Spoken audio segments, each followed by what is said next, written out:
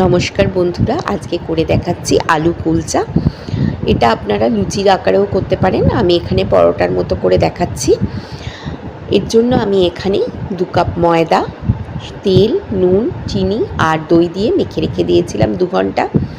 আর এখানে একটু আলুর পুর রেডি করে নিয়েছি, আলুটা সেদ্ধ করে তার সাথে নুন, লঙ্কা, ধনেপাতা আর একটু চাট মশলা, একটু ভাজা মশলা দিয়ে মেখে আমি আলুর পুরটাকে আমি লেচির মধ্যে ভালো করে ঢুকিয়ে নিলাম। তারপরে আমি এটা বেলে নিচ্ছি হালকা হাতে।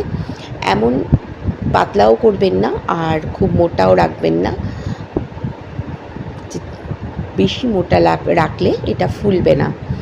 এরপর আমি একটু সাদা তিল আর ধনেপাতা দিয়ে আবারও একটু সুন্দর করে বেলে নিচ্ছি, দেখতে যাতে সুন্দর লাগে। এরপর আমি ফ্রাইং প্যানে 3-4 চামচ এখানে জল দিয়ে দিয়েছি।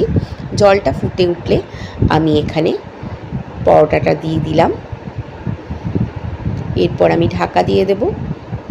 একটা পিঠ হয়ে গেলে তারপর আবারও আমি আর একটা পিঠ উল্টে দেব। দেখুন আমার একটা পিঠ হয়ে গেছে। এখানে আমি হয়ে যাওয়ার পর আমি একটু বাটার ব্যবহার করেছি। আপনারা বাটার বা ঘি যে কোনো একটা দিয়ে ভালো করে এটা আবারও সেকে নামিয়ে নেবেন। আবারও আরেকটা বেলে দেখাচ্ছি।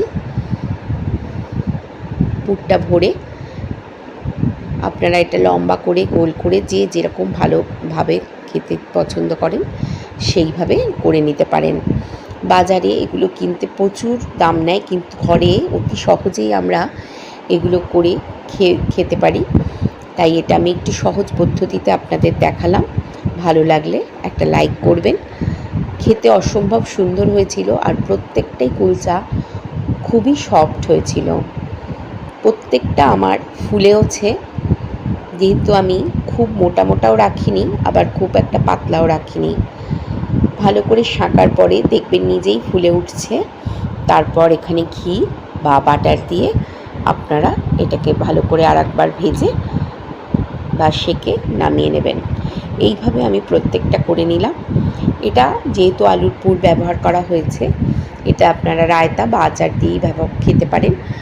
আমি এখানে ছোলার ডাল আর বুন্দিয়ার রায়তা করেছি। ভিডিওটা ভালো লাগলে অবশ্যই একটা লাইক করবেন। আজকে এই পর্যন্ত, আবারও আর একটা ভিডিও নিয়ে চলে আসব।